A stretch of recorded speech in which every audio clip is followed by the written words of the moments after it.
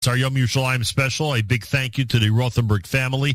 InjuryLawyer.com. The Rothenberg Law Firm presents our special programming here at JMM, including, of course, today's Yom Yerushalayim special. 59 years since the reunification of Jerusalem. Rabbi Benjy Kramer is with us live via telephone. He always has a nice contribution on days like today. Today, of course, focused on the city of Jerusalem. Rabbi Kramer, Chag Sameach, Moadim L'Simcha L'Gula Shlema. Chag Sameach, Nachum. It's a pleasure and an honor to be with you on this very, very holy day, this day of miracles. And we can't forget the great, great miracles that happened 59 years ago today. Pretty amazing. Amazing. Yes, go ahead. Yeah. I wanted to concentrate on one aspect of Yerushalayim that I think people sort of just gloss over and don't realize that we actually, both in Tanakh and in our tefillot, we actually refer to Yerushalayim as if it's a person, as if it's a human being.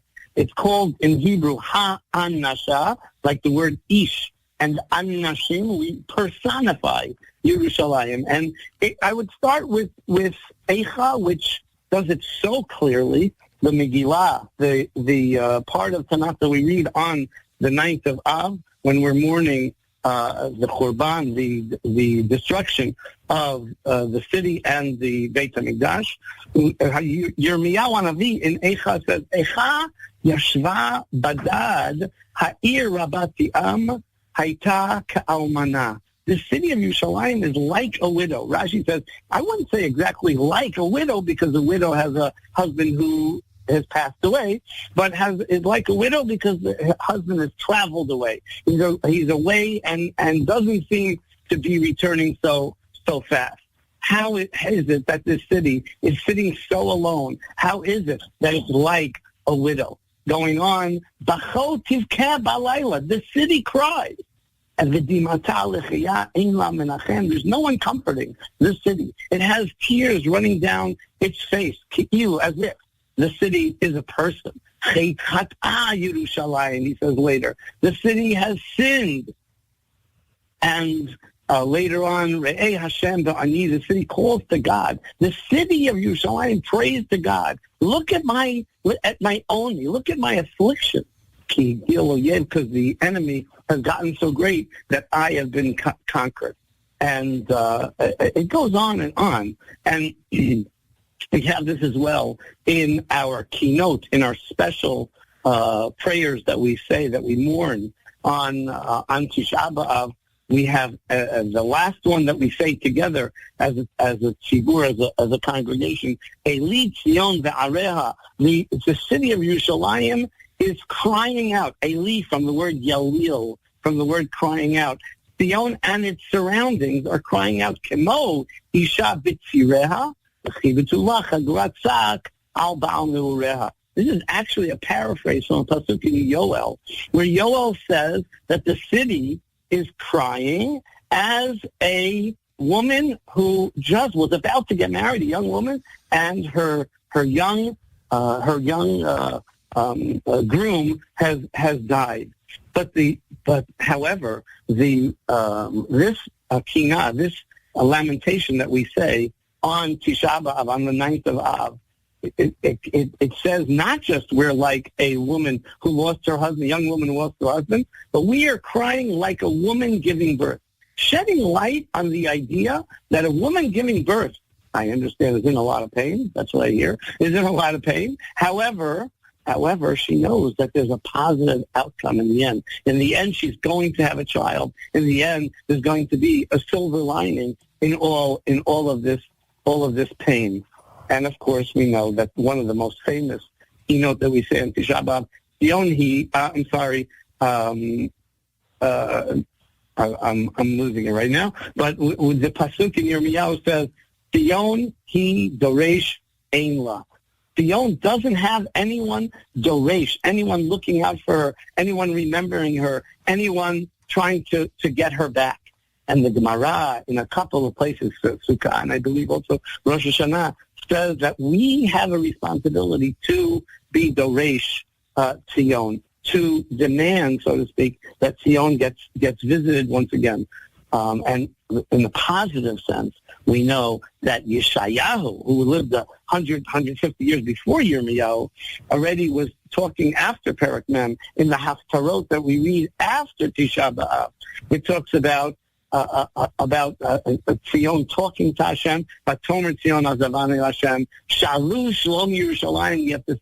That's Tehillim. We have to seek out the peace of Yerushalayim.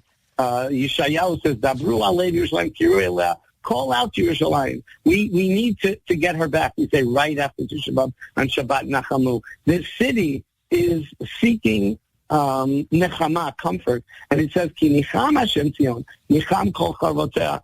Excuse me, that it will get comfort, and the Jewish people will come back.